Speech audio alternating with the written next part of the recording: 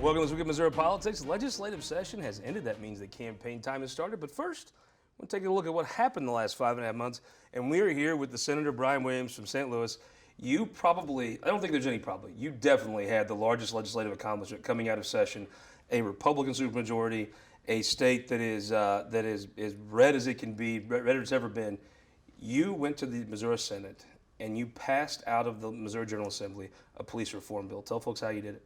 Well, first, Scott, thank you for having me on. And again, I always make it very clear, George Floyd could have easily been me.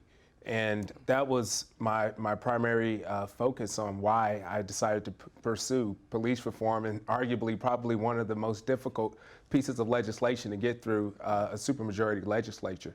We're proud of the legislation, and we're just glad we got it done. And we had a team of folks that were very helpful in the process. And I think it's important when you talk about what you did here. You had to go all over this state. You got the sheriffs on board. You got police chiefs on board. You got folks on board saying that, there are some things that we could do better to train our folks. And that was no small accomplishment. No, we went all throughout the entire state. Springfield, clearly Jefferson City. We went to, various parts of St. Louis, Columbia. And we talked to not only law enforcement, but activists, advocates, and we wanted to know, what did they think about how do we move forward? And creating that stakeholder group, we were able to come up with some very strong policies, arguably one of the strongest now criminal justice reform packages in the history of the state. It's an interesting thing. It seems like we live in an age where say the craziest thing you can, then say something crazier and you get more Twitter likes or Facebook retweets or whatever. But when you can take an activist and convince them that you're serious and have them sit in on a table with a sheriff, that's a special accomplishment that you got to feel very good about leaving session. Well, and Scott, we have to get back to what's the point of all of this. I remember being that 18-year-old kid in Ferguson, driving around clearly while black, having my constitutional rights violated and handcuffed on the sidewalk. So, understanding that there is a subculture of bad police officers out there, I experienced that firsthand, and that's what contributes to activism. That's what contributes to advocacy, but also thoughtful police officers that understand that they do need to do better in their profession. It's an interesting thing. I was raised in the boot heel, a very fortunate family. It was an interesting thing to look back, and when you're in St. Louis, you get to see thousands of Missouri citizens out protesting something. And everybody says, well, maybe they don't protest in my district or whatever, but those are Mike Parsons' constituents. Those are Dave Schatz's and Rob Vescovo's constituents as well.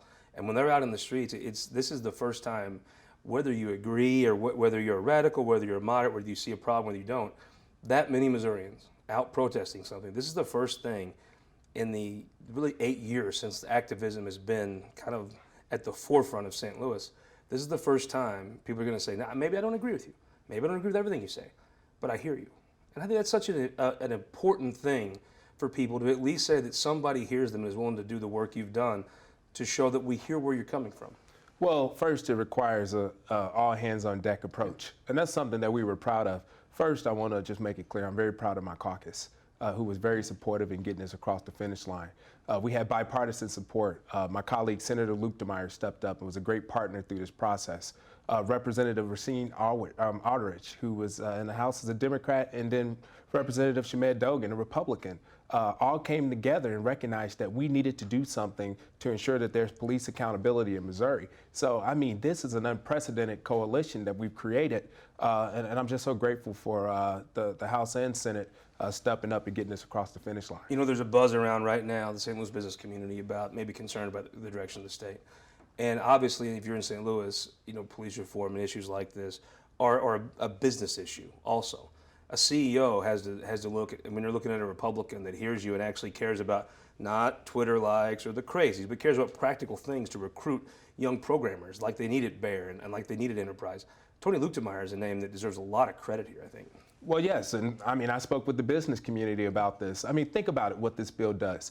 Not only does it ban chokeholds and ensure that bad police officers aren't bouncing around, but we've added language to address expungement.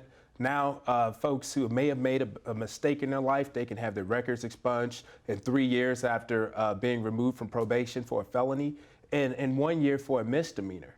I mean, those are things that's going to get folks not only quality jobs, but get their records expunged to where they don't have a mistake following them for the rest of You're their going lives. to give folks a fair chance to be the citizens that everybody else expects them to be, with both hands tied behind their back. It is a tremendous thing, and it's going to be enjoyable to watch all the Missourians that get that second chance to move forward because of this law. Let's talk about a day that maybe didn't move forward like you thought. Last day of session ended with Senator Rizzo coming out and announcing that Senate was over. It ended with the Senate Minority Leader making the motion to adjourn. I guess the first question I would have is, he told me in a column I wrote for the Missouri Times that it was over the FRA, whether the money that Missourians pay in for to the federal government, they have to have a bill passed to send it back so your hospitals can operate. That bill had some abortion language on it. That was promised he wouldn't have it. He says there will be an FRA passed cleanly with Democrat support, or there'll be what he called a dirty FRA with some amendments added to it that'll be over Democrats. Do you stand by the floor leader's take on it? Well, one, I got to be clear, though. We're very lucky to have a leader in John Rizzo. Mm-hmm. I mean, he's a great floor leader. And on top of that, I think that he addressed some things that were really important. Since I've gotten to the Senate, I've always believed that senators should be principled. They should maintain a high level of integrity. And JJ's been able to do that. So, whenever he addressed concerns around things that may not have been done the right way in the Senate, it's important to listen. And we all believe strongly that there should be a clean FRA bill. And if that bill does have a language that has not historically or traditionally, or something that's going to be infringing on folks' reproductive health rights, I'm going to be strongly opposed to it. Let's talk about how things, when you talk about the way things would move forward here, their FRA has pro-life language. I think that the voters elect a pro-life supermajority every time they're asked recently. What would be the problem if you put Senator Whelan's language on the FRA? I assume that the state would ask for a waiver. I assume the Biden administration would say no. The state would say, we're going to sue you. Eric Schmidt would have no problem taking the state's side in this. And the Justice Department would probably take the other side very gladly. And they lose in court 3 years from now. What would be the problem with just letting this move forward and just seeing how the process unfolds? Well, I'll tell you this. We have one job, and that's to uphold our oath to the Constitution. And most importantly, the will of the people. We've already punted a very important issue, Medicaid expansion, to the courts. Last time I checked, it's our job as a legislature to not only make the laws, but ensure that those laws go into place, not judges. So I hope that we do the right thing and get a clean FRA bill passed and not force the courts to have to be legislators. Let's talk about a group that approves some of these judges that these bills may be in front of the United States Senate. Senator Blunt has decided he's not going to run for re-election, created an upheaval in Missouri politics, on the Republican side for sure. On the Democrat side, Senator Sifton, who's been rumored for a statewide campaign many times, have said, I'm running. But there's another probably 5, 6 candidates that nobody discusses this race in the Democrat side without mentioning potential candidates, and one of them is obviously Senator Brian Williams from St. Louis. Have you thought about the race? I mean, I know people come to you and ask you to consider it. Where are you at in that process? Well, I'll tell you this. I've spent the last year thinking about criminal justice reform, police reform, and how do we ensure that Black lives matter in the state of Missouri. So I haven't had a chance to really focus on the next election cycle, but I will tell you this. I think it's imperative that we as Democrats not sit on the sideline and potentially risk having the extreme of the Republican Party potentially represent us in Washington. And we've seen what happened on January 6th when we have extreme elected officials in the U.S. Senate. So we'll be watching it, and clearly we'll do everything that we can to ensure that our party is as strong as possible next election cycle. I've had serious people in the Democrat Party tell me they've reached out to you and asked you to consider running. I'm not wrong. They're not incorrect. People have came, correct? Yeah, people have came, and I'm grateful for it. And again, one thing I'll tell you, my mom, she's been very successful because she's never turned down an opportunity for promotions, but she's always made sure she was in a position to deserve it. Let's talk about a promotion that finally happened. I've been a little outspoken myself. This I guess it's coming next month now. Busch Stadium, the greatest cathedral mankind's ever built, will be fully open to the public. Mayor Tashara Jones has finally thrown the shackles off of that tremendous building. What do you think? Well, I'll tell you this. I'm a huge Cardinals fan, and I'm looking forward to a full stadium and us getting back to normalcy. And also, I'm super excited for the new mayor. I think she has potential to do a great job, and we'll be doing everything we can on our end to support her. You mentioned Senator Rizzo. I don't think the stadium in his district was really impacted by any of the restrictions, correct? I mean, how many people actually go to the games in Kaufman anyway, right?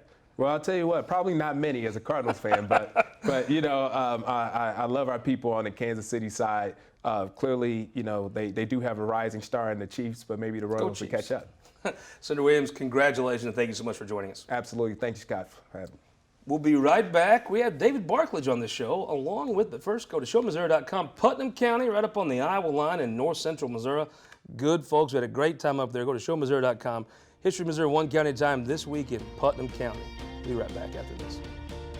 All across Missouri, our new car and truck dealers are building strong local economies. When you buy a car or truck in Missouri, you're helping to support over 20,000 Missouri families who rely on the auto industry for good-paying local jobs. You're also helping fund our communities, schools, first responders, and our roads, because dealers generate millions of dollars in tax revenue. Missouri's automobile dealers have been the foundation of our communities for generations and for generations to come. The Missouri Automobile Dealers Association, the heart of Missouri. For more than a century, the St. Louis Carpenters Union has shaped our communities. Through trusted alliances, we deliver skilled professional craftspeople while our business partners provide the kind of quality jobs that keep our economy humming. It's a blueprint that has worked since 1882. Turning Missouri into a right-to-work state stalls progress, wipes out jobs, and kills momentum. Right to work is wrong for everyone. Let's keep Missouri moving forward. Visit carpdc.org to learn more. Your energy needs are changing. That's why at Ameren Missouri, we're not waiting on the future. We're building it with the Smart Energy Plan, advancing thousands of projects across the state, helping reduce emissions through cleaner energy sources, boost reliability with self-healing equipment, and better withstand storms with new composite poles. Moving Missouri forward and bringing us all a little closer together. That's energy at work. Welcome back to Week in Missouri Politics. The Dean of the Missouri Republican Party, David Barklage. Welcome back to the show. Thanks, sir. You have a tie on today, not your more loosely unbuttoned shirt. I remembered to come on time. That's why this time. Joe Patterson, former head of the St. Louis County Police Union. Welcome back to the show, sir. Thanks for having me, Scott. Representative Rasheen, Aldridge, friend of the show. Welcome back, sir. Glad to be back. And Representative Joe Dahl, first time on the show from here in the Richmond Heights, Brentwood area, correct? Yeah, absolutely. Happy to be here. Gina Mitten's seat, correct? That's right. That's exactly right. Thank you for joining us. Let me start off. You are the person that would know about health care more than anybody else here. The FRA is kind of been the talk of the end of session. It is essentially somehow that Missouri folks send money to Washington. They have to pass a law to get all that money back so every hospital can operate. Tell me where I'm wrong. So you're not wrong. But basically what happens is if you're a medical provider in Missouri that accepts Medicaid, you pay basically a fee to do that, to operate in Missouri. That fee then gets matched by the feds and comes back to Missouri to help pay for Medicaid. Almost $2 billion, correct? Right, a quarter of the funding for Medicaid. Real money. If you're watching this in West Plains, the hospital shuts it down without this money. Absolutely. So, David Barklage, this year, that usually just goes through. It's usually that recently Republicans started doing it annually, and now it's become a leverage point every year in the Senate. The House sent a clean one over. Then the Senate added a pro-life amendment by a person who, it's always tough for Senate leadership when somebody that's principled and is respected, like Paul Whelan, puts something that he truly believes in. They give him a wide berth. He put the amendment on the FRA. The Democrats were apparently told it would come off. What happens? Well, a couple things. One, the timing of it, because the timing was so late, and I think session sort of restarting and just everything that's happened in the last year delayed it to where it was vulnerable to parliamentary maneuvers. And so one, that was problematic. Two, remember that, pro-life, you've got different groups and different voices there. And so at the end, you had different voices demanding different things, making it even more complex. And then you had the fundamental split in the Senate that had been sort of making things even harder. So I think in any normal time, I think in any time you give them a pause, they will agree on a language, they can come back in a special and pass it. I actually have fairly good hope when you're separate all the other issues out and you actually give something time, the deliberative body, the Senate, normally can come through and make a decision. Representative Aldridge, you had to think it was awesome, though. All session you come here, you get very few wins. Senator Rizzo comes up and says, this is over. Session's done. I'm sorry. Here's why. But we're done. If you're a House Democrat, it'd be like, JJ. You know, it was about time, I think, that the House Democrats finally showed that we're not a force to be pushed over. You know, you get to a point that, you know, your word is everything in this building. We sent over a clean FRA. I understand some language to, you know, people on party lines. We will always try to put that in. But at the end of session, where there was negotiations worked out, and then, like, the Senate just shut down was crazy. And then we had Representative Don, you know, do a Rule 81 that was going to kill every Senate bill. I was like, you know what? If less bad stuff's about to pass on the last day, You vote why aye. not? Why not? Your leader, Representative Quaid from Springfield. I do think this session, a couple different times, she kind of announced herself as the Republican Party obviously has some splits in it, and she's taking advantage of it to make sure House Democrats are going to be a force to be heard from. Not just as you can count on, we're definitely going to vote for whatever we think is good for the state. Got to come earn our vote. I think that is she took an important step that maybe has been missing lately and really made herself a real seat at the table. I agree. I think if you look at the passage of the PDMP or you look at the passage of the gas tax, it took for House Dems to help get that past the finish line. And she's really, I mean, she's a phenomenal leader. Glad to serve under her. And she was able to see that, you know, their boat is not fully crafted. We need to, like, take our opportunity and show that we're a force to be reckoned with. David Barklage of the old Polk County Sheriff Mike Parsons just come in, issue a very strict call that lets him rule these amendments out of order. Does he come in and promulgate a rule that helps with Senator Whelan's concern? Does the governor come in and clean this up for the Senate? I think the governor is more collaborative, so I think rather than dictating, the governor will work with the elements of the Senate because the governor can. He can reach out to each of them individually and help bring them together. I think that's what will be, in the end, the successful formula here. Senator Hageman has a lot of credibility. He voted for he did vote for the pro-life language. He also voted for clean FRAs. I think that's an interesting thing. I think that the governor's relationship with Senator Eichel can be underrated sometimes. Look, I think the Senate is more divided by personalities than ideology. To that extent, there's always hope when the space between ideology is small and the space between personalities is great. Personalities come and go. Ideology is where you have to focus. Give me the prediction here. Does a clean FRA move out in a special session? The House would do it. I'm not sure what the Senate would do. Well, you gotta give me the prediction now. I don't think so. I think I wanted to. You know, you're talking about thousands of Missourians that need this funding, but I hope that we can put the politics aside and get one cleaned out. As the person here that actually knows what the FRA does a clean FRA come out? I think it does. What do you think, David Barklage? Does a clean FRA come out? Joe Patterson, what do you think? They come together at the end of the day? I think at the end of the day, they come together and have compromise. Let's talk about a bill that definitely took some compromise.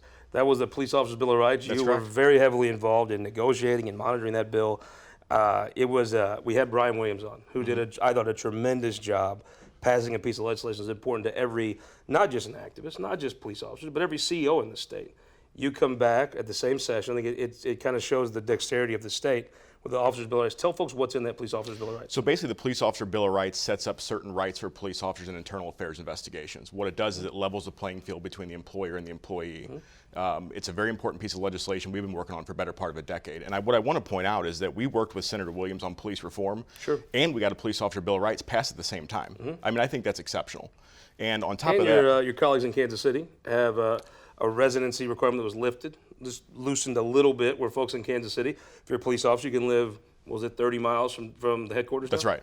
Which that's something that affects the quality of life and how many officers you can get, right? It does, and what it also does, police recruiting is very difficult right now. Yeah.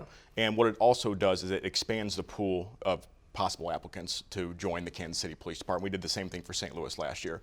My department, St. Louis County Police, has never had residency, and we always have an easier time attracting recruits. Does that make a difference, whether when you're trying to recruit someone, how important is restricting where they can live or making it a little looser? Well, it's about freedom. People should be able to live wherever they want to. You don't have to necessarily live in the community to necessarily be invested in it. I worked in Jennings for 2.5 years, and I lived 30 miles away from there, and it was a long commute, but I wasn't any less invested in the community. It was my second home. Representative Aldridge, there was some wins that I think you can walk out of the session feeling good about. I watched the press conference with Leader Quaid. There were some things that she was proud of. Yeah. What were they? I think ultimately the biggest historic win was just the one we was talking about, Senate Bill 60, with the negotiation of Senator Brian Williams coming to the table with Senator Luther Meyer. You know, one thing I learned in this bill, nothing is perfect. Relationships matter, and you have to be able to come to a compromise.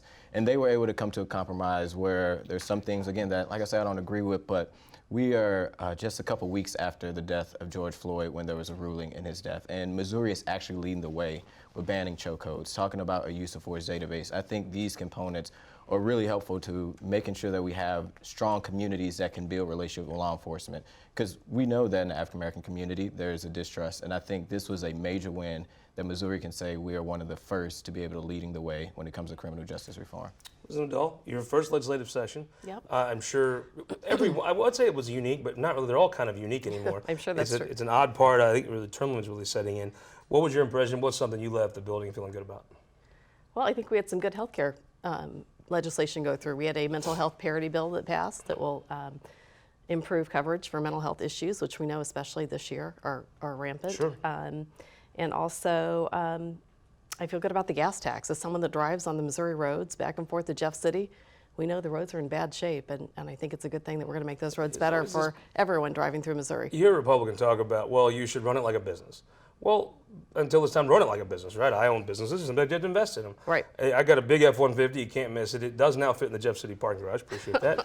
But before it didn't, and if you, the 1992 model of that truck, the last time there was a major transportation gas increase, it drives probably half the mileage per gallon that this one does. Right. My new one.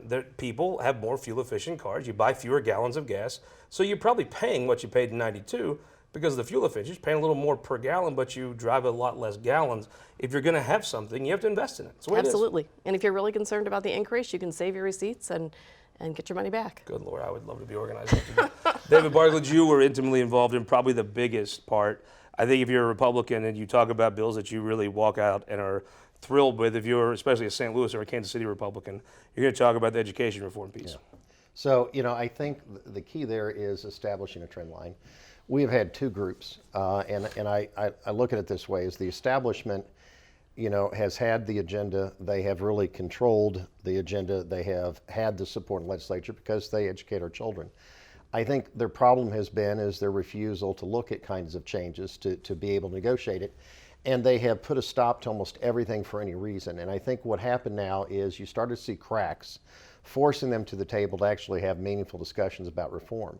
I think, unfortunately, the reformers have few tools that they're looking at, but they have sort of fixed on them. And once we get past addressing charter schools and some of those things, then I think we really get to a meaningful discussion.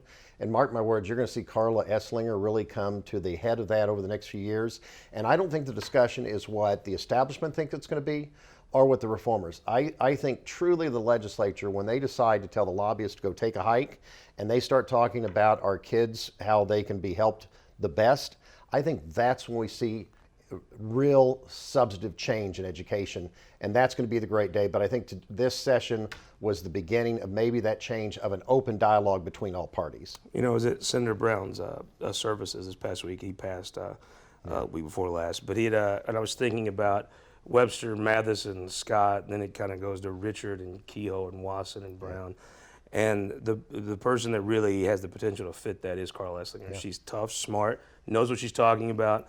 I would say whichever you are, she's not going to be a zealot for either side. And it is interesting to me. The question I would leave you with, though, they did a deal to give the rural guys 40% on transportation. As a kid that rode the Yellow Dog 45 minutes one way in West Butler County, are the city folks going to pencil whip us out of that? I don't think so. And again, I think the reformists needed a win to have a seat at the table to talk going forward in the future to find a balance for education. I don't think it's in the good interest of Republicans or Democrats to have a special interest control the entire debate. As the resident hillbilly, we'll be keeping an eye on your city slickers with your slick pencils. Remember where I came from.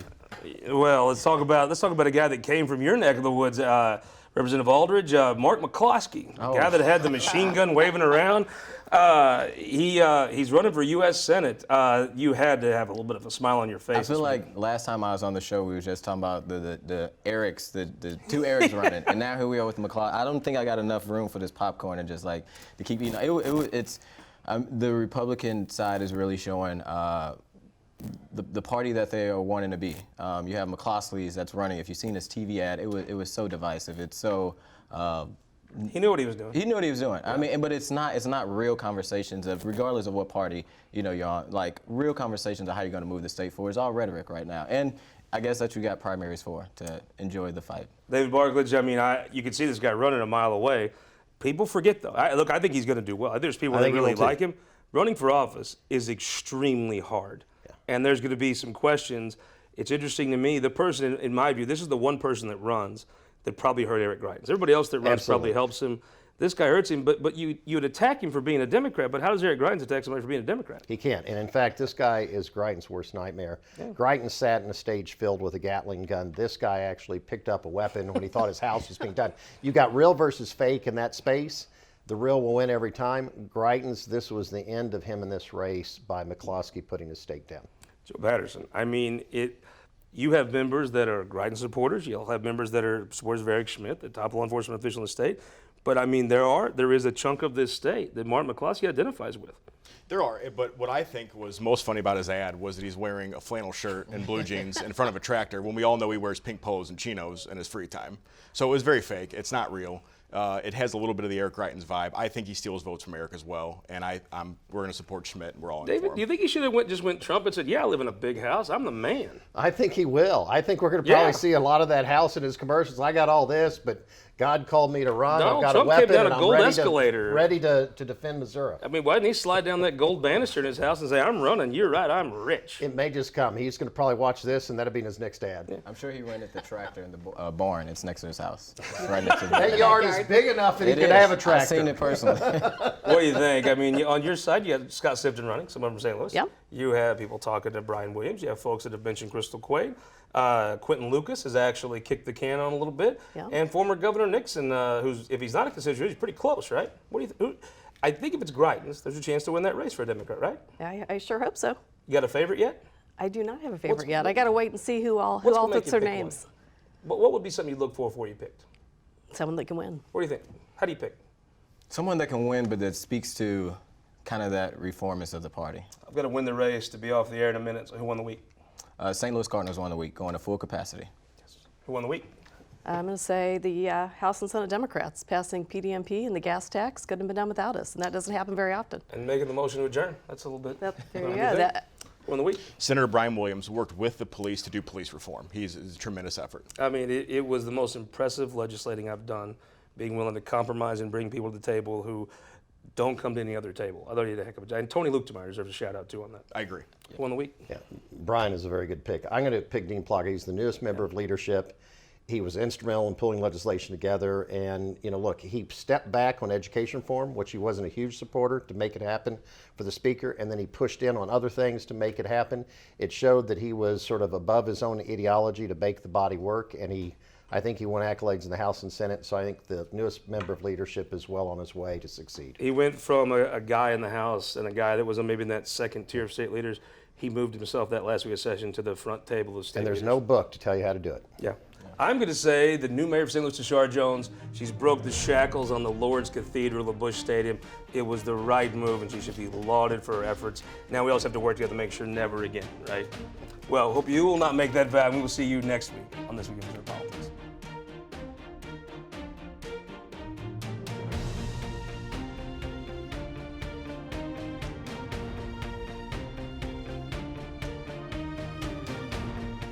This Week in Missouri Politics, sponsored by the Missouri Association of Career Fire Protection Districts, SPIRE, and Sterling Bank.